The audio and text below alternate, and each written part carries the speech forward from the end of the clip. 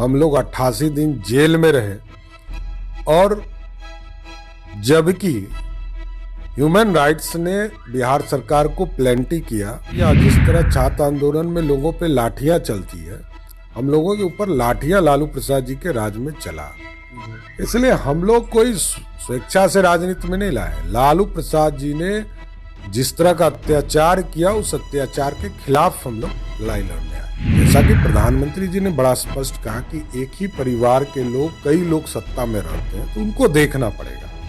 इन चीजों के बारे में बड़ा विस्तार से उन्होंने कहा कि समाजवाद का मतलब ये नहीं है कि एक ही परिवार के लोग सत्ता दर सत्ता बैठते रहे। लालू जी की उत्पत्ति भाजपा के कृपा से हुई थी। 1990 में मुख्यमंत्री बने थे तो बीजेपी ने समर्थन दिया था, तब वो मुख्यमंत्री बने थे। इसलिए बीजेपी के कृपा से बनने वाले मुख्यमंत्री को बीजेपी में फिर से उनकी समर्थन की जरूरत नहीं है। पहला नमस्कार, न्यूज फॉर नेशन देख रहे हैं आप। मैं हूं आपके साथ धीरज सिंह। परिवारवाद को लेकर पिछले दिनों तेजस्वी यादव ने एनडीए के 8 मंत्रियों का नाम जारी करते हुए कहा था कि ये मंत्री परिवारवाद से घिरे हुए हैं, इनको पहले इस्तीफा देना चाहिए। हमारे साथ बिहार सरकार में मंत्री सम्राट चौधरी जी हैं। सर, जो तेजस्वी यादव ने 8 मंत्रियों की सूची जारी की, उसमें आपका भी नाम है।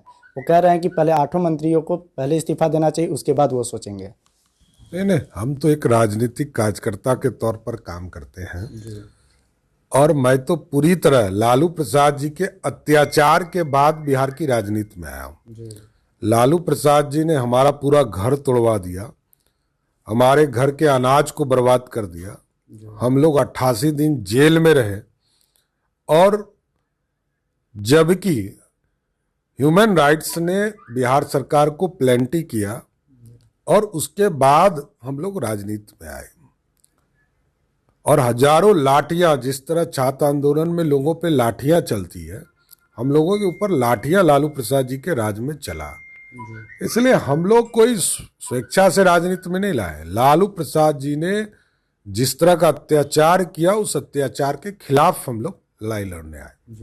पीएम मोदी के बाद नीतीश कुमार ने भी परिवारवाद को लेकर विपक्ष पर निशाना साधा। क्या लगता है कि लालू प्रसाद के कारण जो पूरा परिवारवाद का बिहार में मुद्दा बना हुआ है, क्या आप भी मानते हैं कि बिहार में चाहे देश भर में जो राजनीति में परिवारवाद का मुद्दा है, उसके कारण अन्य लोगों को मौका नहीं मिल पाता है? नहीं, देखिए, जो काम करने का तरीका है उसमें आपको करना पड़ेगा।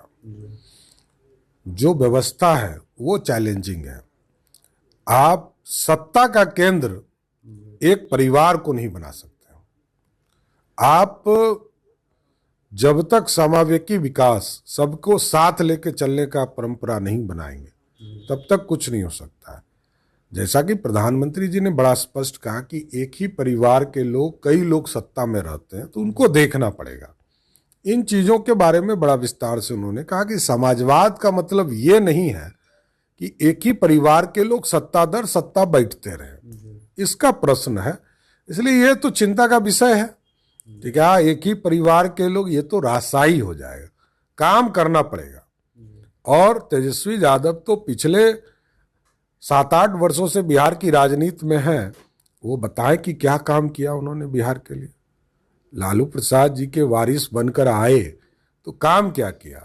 विरोधी दल के नेता बने, कभी विरोधी दल के नेता के तौर पर काम ही नहीं करते, एनआरआई बने हुए हैं बिहार के। तो बिहार में काम करना पड़ेगा, ये हमारा कहना है। एक सवाल है सर कि चारा घोटाला के जो डोरंडा कोषागार मामले में एक बार फिर से लालू प्रसाद यादव को दोषी करार दिया गया। 21 तारीख को उनको सजा का ऐलान होना है। क्या लगता है कि उनके जो लगातार सजा मिल रही है, और उनका परिवार का कहना है कि बीजेपी के सामने वो झुके नहीं, इसीलिए लगातार उनको दोषी करार दिया जा रहा है? लालू जी की उत्पत्ति भाजपा के कृपा से हुई थी। 1990 में मुख्यमंत्री बने थे तो बीजेपी ने समर्थन दिया था, तब वो मुख्यमंत्री बने थे। इसलिए बीजेपी के कृपा से बनने वाले मुख्यमंत्री को बीजेपी में फिर से उनकी समर्थन की जरूरत नहीं है। पहला स्पष्ट है। जहां तक उनको फंसाने की बात है, तो 1996 में जब ये मामले स्थापित हुए, तब देश में प्रधानमंत्री देवगौड़ा थे, दूसरे प्रधानमंत्री इंद्र कुमार गुजराल थे और लालू प्रसाद जी राष्ट्रीय अध्यक्ष जनता दल के हुआ करते थे।